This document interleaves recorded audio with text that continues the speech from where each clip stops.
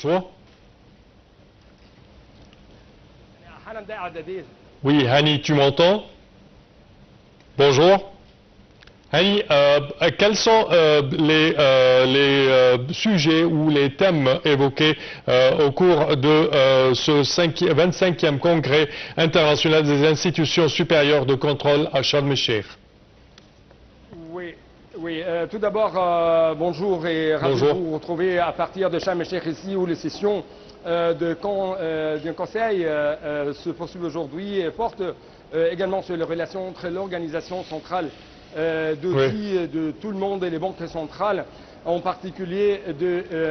dans les temps de période de crise économique et financière. Encore une fois, laissez-moi vous rappeler que hier, Dr Moustapha Madbouli, notre Premier ministre, a assisté bien sûr à l'ouverture des activités de la 25e conférence internationale des institutions supérieures de contrôle des finances plutôt publiques qui se trouve aujourd'hui dans la ville de la paix à Sharm el-Sheikh. Bien sûr, cette édition est tenue sous le patronage de son Excellence le Président Abdel Fattah al-Sisi. Permettez-moi quand même de vous rappeler qu'hier, bien sûr, il y avait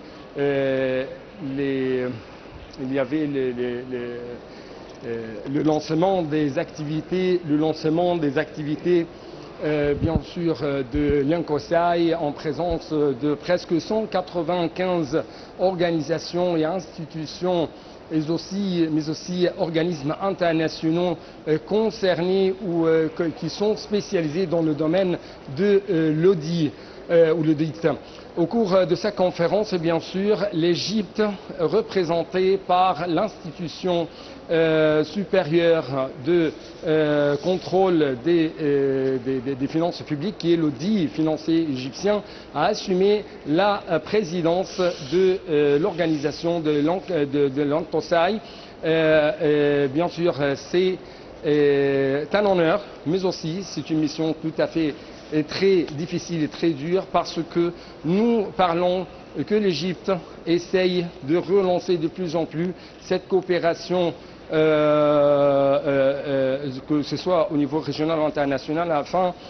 d'arriver à une sorte de transparence dans les audits de tous les pays. Bien sûr, M. Vital de Rigo, président sortant de l'Organisation internationale des institutions supérieures de contrôle des finances publiques, qui est brésilien,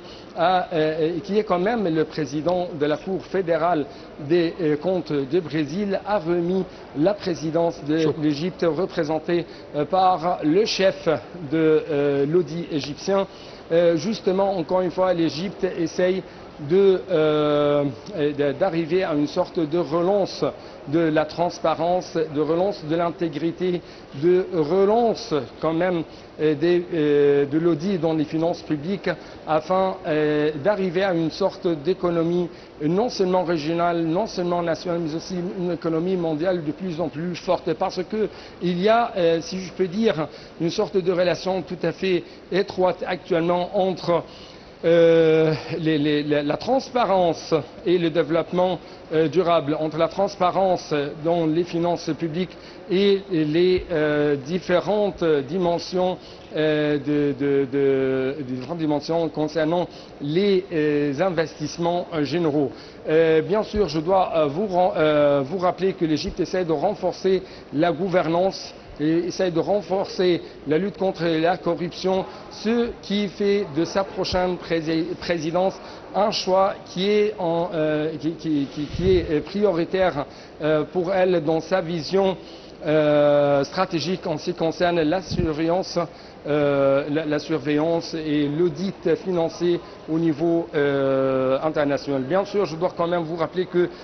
notre audit égyptien possède l'expérience, la capacité, mais aussi la préparation pour la prochaine période, qui lui permettent d'orienter la communauté internationale de surveillance vers une nouvelle phase d'efficacité, vers une nouvelle phase de réponse aux défis contemporains. Notamment que nous sommes actuellement, par exemple, dans un climat où se trouvent plusieurs défis, que ce soit défis climatiques, défis financiers, défis économiques, dette, corruption, lutte contre les crimes transfrontaliers. Par exemple, en ce qui concerne le rôle de l'Égypte au niveau régional et dans la communauté internationale de réglementation, l'État a noté que depuis qu'elle a rejoint l'organisation de l'Antosai en 1963, notre audit égyptien a participé à un grand nombre de groupes de travail au sein de l'Antosai qui regroupe les audits financiers de différents pays, de différentes parties du monde entier. En plus que l'Égypte a présidé le groupe de travail concerné par la lutte contre la corruption, concerné par le blanchiment d'argent et ainsi de suite. Grâce à cette participation active, notre audit égyptien a contribué donc au développement de ce qu'on appelle la communauté réglementaire, la communauté des auditeurs par le biais de recherches scientifiques qualitatives, par le biais des études et d'articles qui ont été renforcés sa position au sein de la communauté réglementaire internationale, au sein de la communauté des audits internationaux. Au niveau régional, notre audit égyptien, notre institution supérieure de contrôle des finances publiques d'Égypte, a joué également un rôle central au sein de l'organisation Afro-SAI en continuant son soutien très important aux organismes d'audit, aux organismes de réglementation africaines par la formation, mais aussi par la diffusion quand même de connaissances professionnelles, par la diffusion des connaissances professionnelles visant à servir ce qu'on appelle le magazine africain complet et qui est consacré à cette communauté des auditeurs au niveau africain. Donc, cette magazine est publié sous la supervision de l'audit égyptienne. Dans ce contexte, on trouve que notre audit égyptien a renforcé également sa position internationale en tant qu'institution de contrôle fiable, agissant comme auditeur externe pour un certain nombre si je puis dire, des organisations unisiennes, des organisations dépendantes des Nations Unies, y compris l'Organisation des Nations Unies pour le développement industriel au Midi, et également l'Organisation des Nations Unies pour le tourisme. Donc, comme vous trouvez, il y a de plus en plus des efforts très importants déployés par l'Égypte, ce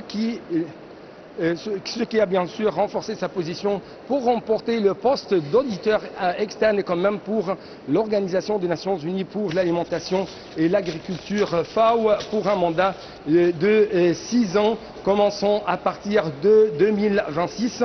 Je crois que, si je peux dire, le mois d'octobre, c'est un mois vraiment des victoires pour l'Égypte, non seulement au niveau militaire, mais au niveau onusien, au niveau des audits financiers, internationaux et régionaux. Et donc, cette présidence qu'assume actuellement l'Égypte reflète la confiance